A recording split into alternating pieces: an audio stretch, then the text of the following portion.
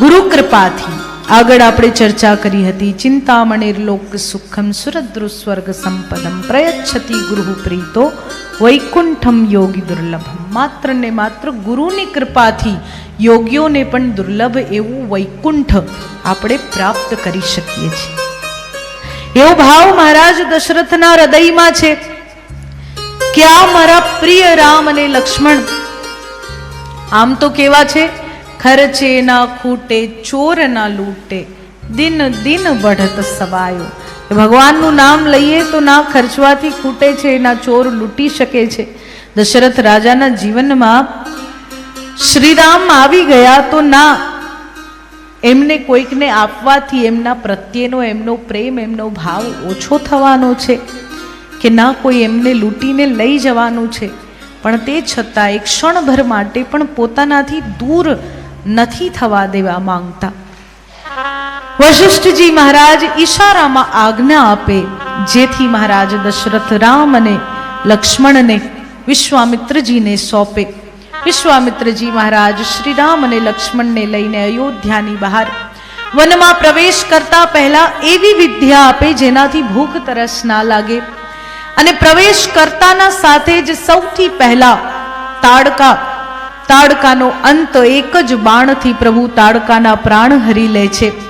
આગળ વધ્યા, યજ્ઞશાળા સુધી પહોંચ્યા. આશ્રમમાં સ્વસ્થ થઈને યજ્ઞની શરૂઆત થઈ. જેવી યજ્ઞની શરૂઆત થઈ, ભગવાન પહેરો ભરી રહ્યા છે. એક તરફ રામ, એક તરફ લક્ષ્મણ અને મારીચ અને સુબાહુ બંને બરાબર તૈયાર છે એ યજ્ઞને રોકવા માટે, યજ્ઞમાં બાધા નાખવા માટે.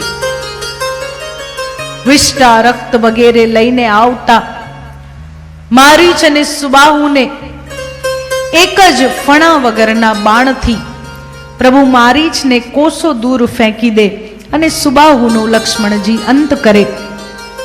યજ્ઞ પૂર્ણ થયો. વિશ્વામિત્રજી આનંદિત ખૂબ ખૂબ આશીર્વાદ આપતા ભગવાનને.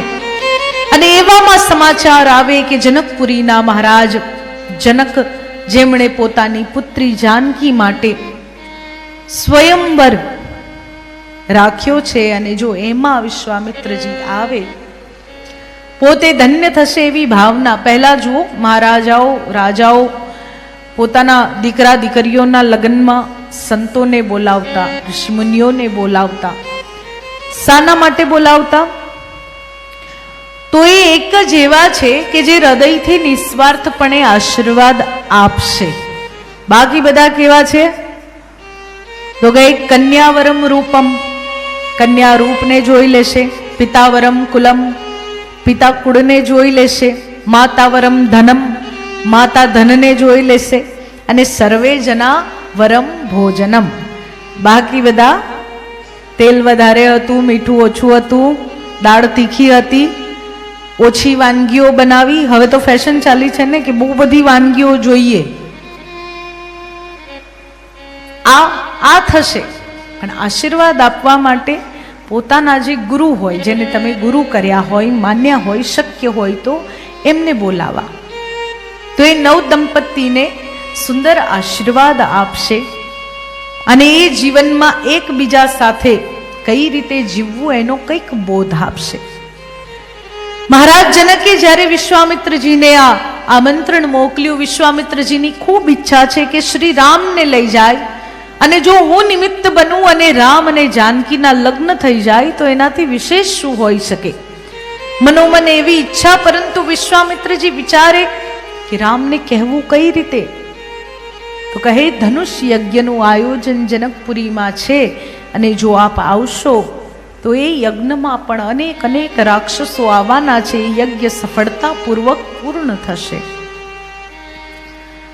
ધનુષ યજ્ઞ સુની રઘુકુલનાથા, હર્ષી ચલે મુનિવર કે સાથા.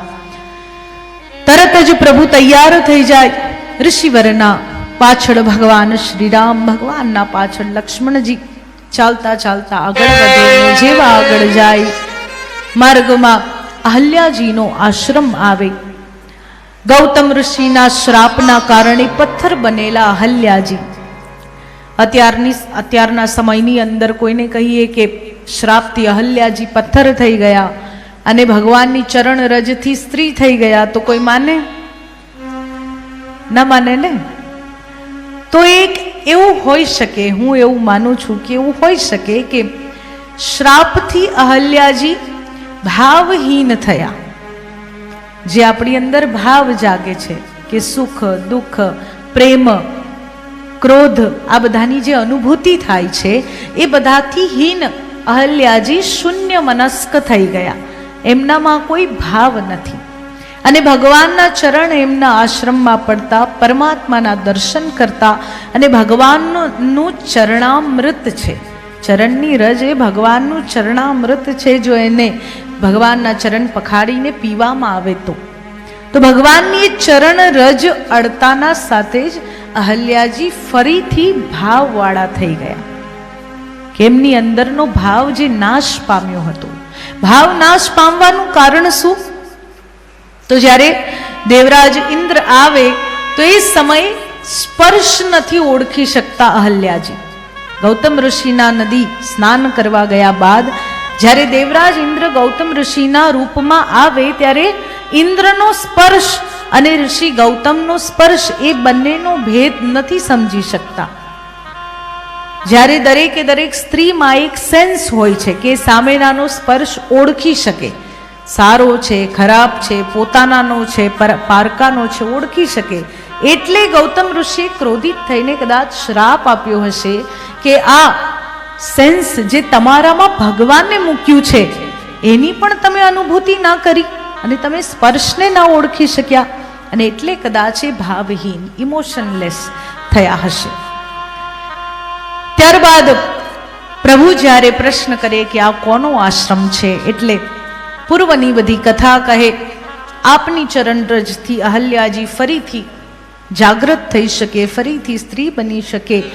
આ વાત કહે એટલે ભગવાન શ્રી રામે પણ ચરણ નથી અડાડી દીધો અહલ્યાજીને.